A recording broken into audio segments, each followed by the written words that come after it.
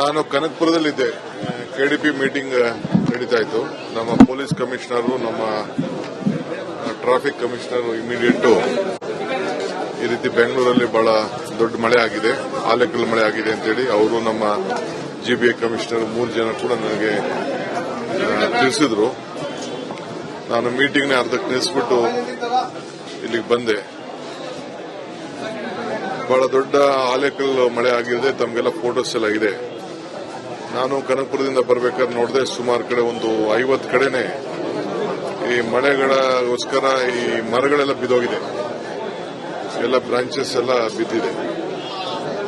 So ಇಲ್ಲಿ ಬರೋದಕ್ಕೆ traffic ಕೂಡ ಬಹಳ ಸಮಸ್ಯೆ ಕಾಣ್ತು ನನಗೆ. ಆದರೆ ಇಲ್ಲಿ ಬಂದ ಮೇಲೆ ನಮ್ಮ ಆಫೀಸರ್ಸ್ ಎಲ್ಲ ಅಷ್ಟೊತ್ತಿಗೆ ನಾನು ಕನಕಪುರದಲ್ಲಿದ್ದಂಗೆ ವರದಿ ಕೊಟ್ಟರು, 7 ಜನ ಈ ರೀತಿ ಡೆತ್ಸ್ ಆಗಿದೆ ಅಂತ. ಬಂದು ಅವ್ರನ್ನೆಲ್ಲ ನೋಡಿದ್ದೇನೆ. ನಾನು ಯಾರು ಮೃತಪಟ್ಟರು ಅವರೆಲ್ಲ ನೋಡಿದ್ದೇನೆ.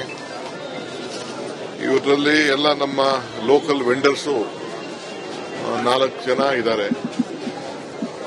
2 ಕೇರಳವರಿದ್ದಾರೆ.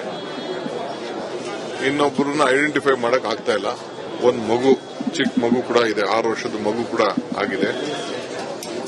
ಒಬ್ಬ ಫುಟ್ವೇರ್ ವೆಂಡರು, ಒಬ್ಬ ಬಟ್ಟೆ ವೆಂಡರು, ಈ ರೀತಿ ಎಲ್ಲ ಇದ್ದಾರೆ.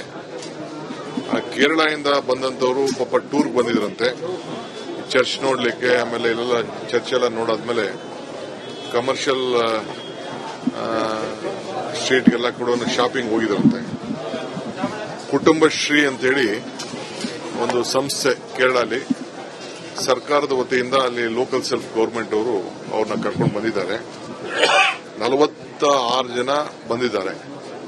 46 ಜನ ಪೈಕಿ 10 ಜನ, 46 ಜೊತೆಗೆ 10 ಜನ ಬೇರೆ ಸ್ಟಾಫ್ ಕೂಡ ಬಂದಿದ್ದಾರೆ. ಒಟ್ಟು 56 ಜನ ಬಂದಿದ್ದಾರೆ. ಕೆಲವರು ಟ್ರೈನಲ್ಲಿ ಬಂದಿದ್ದಾರೆ, ಕೆಲವರು ಬಸ್ಸಲ್ಲಿ ಬಂದಿದ್ದಾರೆ. ಬಸ್ಸಲ್ಲಿ ಬಂದು ಏರ್ಪೋರ್ಟ್ ಇಂದ ಕೂಡ ಅವ್ರನ್ನ ಪಿಕಪ್ ಮಾಡಿದ್ದಾರೆ. ಪಿಕಪ್ ಮಾಡಾದ್ಮೇಲೆ ಕೊನೆಗೆ ಇಲ್ಲಿ ಬಂದು ಶಾಪಿಂಗ್ ಮಾಡಬೇಕಾದ್ರೆ ಮಳೆ ಬಂದಿದೆ. ತಕ್ಷಣ ಅವರು ಅಲರ್ಟ್ ಮಾಡಿದ್ದಾರೆ, ಈ ತರ ಮಳೆ ಬಂದಿದೆ, ಸ್ವಲ್ಪ ಹುಷಾರಾಗಿರಿ ಅಂತ. ಕೆಲವರೆಲ್ಲ ನಮ್ಮ ಈ ಮಳೆಗೆ ಸಂಬಂಧಪಟ್ಟಂತೆ ಅವ್ರಿಗೆಲ್ಲ ಸ್ವಲ್ಪ ಗೊತ್ತಿದೆ. ಅವ್ರಿಗೆ ಕೇರಳಲ್ಲಿ ಸಾಮಾನ್ಯಗೆಲ್ಲ ಪರ್ಚೇಸ್ ಮಾಡ್ತಾರೆ ತಕ್ಷಣ ರೈನ್ ಕೋಟ್ಗಳೆಲ್ಲ, ಅದನ್ನೆಲ್ಲ ತೆಗೆದುಕೊಳ್ಳಕ್ಕೆ ಹೋಗಿದ್ದಾರೆ. ಸೊ ಪಕ್ಕದಲ್ಲಿ ಗೋಡೆ ಇದ್ದಿದ್ದು, ಕೆಲವರು ಮಳೆ ಜಾಸ್ತಿ ಬಂತು ಅಂತೇಳಿ ಗೋಡೆ ಪಕ್ಕಕ್ಕೆ ಹೋಗಿದ್ದಾರೆ. ಸೊ ಗೋಡೆ 8 ಅಡಿ ಗೋಡೆ ಕೊಲಾಪ್ಸ್ ಆಗಿದೆ. ಇವರೆಲ್ಲ ಮೃತಪಟ್ಟಿದ್ದಾರೆ. ಸೊ ಈಗ ಮುಖ್ಯಮಂತ್ರಿಗಳು ಕೂಡ ಈಗಾಗಲೇ ಬಂದು ನೋಡಿದ್ದಾರೆ. ಅದೇನಾಗಿದೆ ಅಂತೇಳಿ ತನಿಖೆ ಮಾಡಬೇಕು ಅಂತೇಳಿ ನಮ್ಮ ಆಫೀಸರ್ಸ್ಗೆಲ್ಲ ಇನ್ಸ್ಟ್ರಕ್ಷನ್ ಕೊಟ್ಟಿದ್ದಾರೆ. ಪರಿಹಾರ ಕೂಡ ಘೋಷಣೆ ಮಾಡಿದ್ದಾರೆ. ಬಟ್ ಈ ರೀತಿ ದೊಡ್ಡ ಮಳೆಯಲ್ಲಿ ಈ ಸಂದರ್ಭದಲ್ಲಿ ಆಗಿರೋದು ನಮಗೆಲ್ಲ ಬಹಳ ದುಃಖವನ್ನ ತಂದಿದೆ. ಇಂಥ ಘಟನೆಗಳು ಆಗಬಾರದು, ಆಗಿದೆ.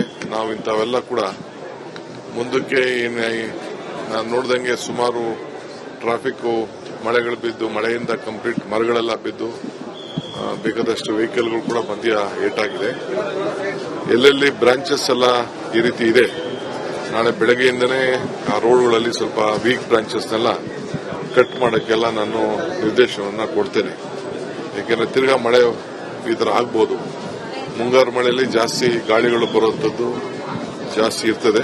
ಸೊ ಅದಕ್ಕೆ ಮುಂಜಾಗ್ರತೆಯಿಂದ ಇವತ್ತಾದಂಥ ಅನುಭವದಲ್ಲಿ ಅವ್ರಿಗೆಲ್ಲ ನಮ್ಮ ಆಫೀಸರ್ಸ್ಗೆಲ್ಲ ಮಾರ್ಗದರ್ಶನವನ್ನು ಕೊಡ್ತೇನೆ. ಈ ಕೇರಳದಿಂದ ನಾನು ಆ ಟೀಮ್ ಹೆಡ್ ಹತ್ರ ಕೂಡ ನಾನು ಮಾತಾಡಿದೆ. ಅವರೆಲ್ಲ ಎರ್ನಾಕುಲಂನಿಂದ ಬಂದಿದ್ದಾರೆ. ಒಂದು ಸಿರ್ಜಿ ಅಂತ ಒಂದು ಹೆಣ್ಮಗಳು, ಒಂದು ಸೈಜಾ ಅಂತ, ಇನ್ನೊಂದು ಪ್ರೀತಿ ಅಂತ, 3 ಜನ ಕೇರಳದಿಂದ ಅವರು ಬಂದಂತವ್ರ ಪೈಕಿ ಈಗ ಅವರು ಆರೋಗ್ಯಕರವಾಗಿದ್ದಾರೆ.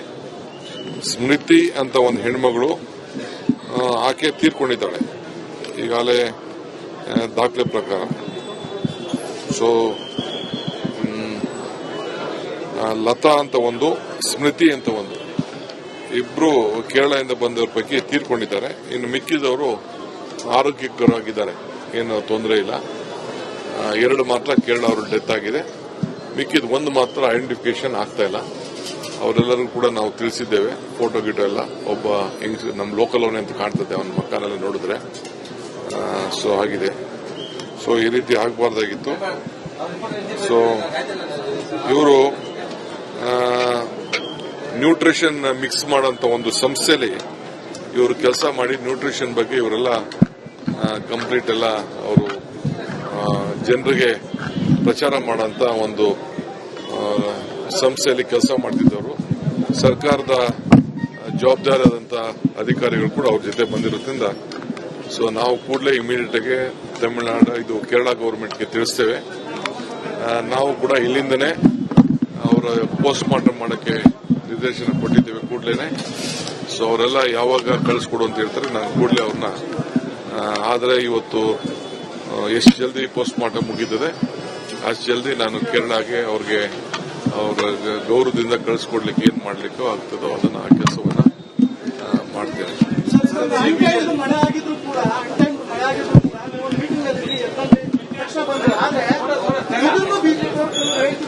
ಸರಿಯಾದ ಇನ್ಫ್ರಾಸ್ಟ್ರಕ್ಚರ್ ಕೊಡಲಿಲ್ಲ, ಫಂಡ್ಸ್ ಸರಿಯಾಗಿ ಕೊಡಲಿಲ್ಲ, ಹಾಗಾಗಿ ಜನರು ಈ ರೀತಿಯಾದ ಸಿಚುವೇಶನ್ ಫೇಸ್ ನೋಡ್ರಿ, ಅವರು ಅಪೋಸಿಷನ್ ಪಾರ್ಟಿಯವರು ಅವ್ರು ಅವ್ರಿಗೆ ಹೇಳದೆ ಹೇಳ್ತಾ ಇರ್ತಾರೆ.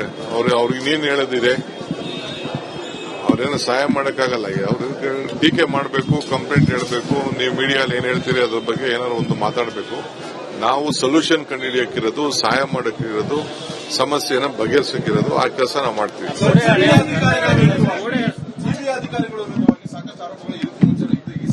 ನೋಡಿಯಪ್ಪ, ಇದು ಕಾರ್ಪೊರೇಷನ್ ಬಿಲ್ಡಿಂಗ್ ಅಲ್ಲ, ಹಾಸ್ಪಿಟಲ್ ಬಿಲ್ಡಿಂಗು ಇದು. ಈ ಒಂದು ಬಿಲ್ಡಿಂಗು ಬೋರಿಂಗ್ ಹಾಸ್ಪಿಟಲ್, ಬಹಳ ಇತಿಹಾಸ, ನೂರಾರು ವರ್ಷದ ಇತಿಹಾಸ ಇದೆ. ಸೊ ಅವರು ರೋಡ್ ಪಕ್ಕ ಪಾಪ ಅವರು ಹೊಟ್ಟೆಪಾಡಿಗೋಸ್ಕರ ಅವರು ವ್ಯಾಪಾರ ಮಾಡ್ತಿದ್ರು. ಈ ರೀತಿ ಬಿದ್ದಿದೆ. ಸೊ ಇದನ್ನೆಲ್ಲ ನಾವು ನೋಡ್ಕೋಬೇಕಾಗಿತ್ತು. ಬಿಲ್ಡಿಂಗ್ ಎಲ್ಲೆಲ್ಲಿ ರೀತಿ ವೀಕ್ ಬಿಲ್ಡಿಂಗ್ಸ್ ಇದೆ ಅಂತೇಳಿ ಬಹಳ ಜಾಗೃತಿಯಿಂದ ಇರಬೇಕು. ನಾನೆಲ್ಲ ಸರಿ ಅಂತ ನಾನು ಹೇಳುವುದಿಲ್ಲ, ನಾವು ಅದನ್ನ ಜಾಗೃತಿಯಿಂದ ನೋಡ್ಕೊಳ್ಬೇಕಾಯ್ತು. ಇದೆಲ್ಲ ಒಂದು ಕ್ರಮದಿಂದ ಇದೇನು ನಾವು ಸಾಧ್ಯ ಮಾಡ್ಲಿಕ್ಕೆ ಆಗುದಿಲ್ಲ. ಕ್ರಮ ನೆಕ್ಸ್ಟ್ ಪಾಯಿಂಟ್.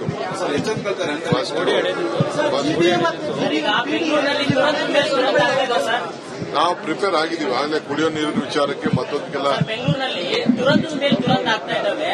ನೀವು ಬೆಂಗಳೂರು ಉಸ್ತುವಾರಿ ಸಚಿವರಿದ್ದೀರಿ, ಈ ರೀತಿ ಆಗ್ಲಿಕ್ಕೆ ಅಧಿಕಾರಿಗಳು ಎಡವಟ್ಟ ಅಥವಾ ಯಾವ ರೀತಿ ಅನ್ನುವಂಥದ್ದು ನಾನು ಅಧಿಕಾರಿ ಮೇಲೆ ಎಡವಟ್ಟು ಅಂತ ಯಾಕೆ ಹೇಳ್ತೀನಿ? ಅಧಿಕಾರಿಗಳದ್ದು ಏನು ಎಡವಟ್ಟಿಲ್ಲ. ಇಲ್ಲಿ ಓಲ್ಡ್ ಬಿಲ್ಡಿಂಗ್ ಅಲ್ಲಿ ಬಹಳ ದೊಡ್ಡ ಮಳೆ ಇವತ್ತು ನೋಡೋದು ಆಲೇಕಲ್ಲು.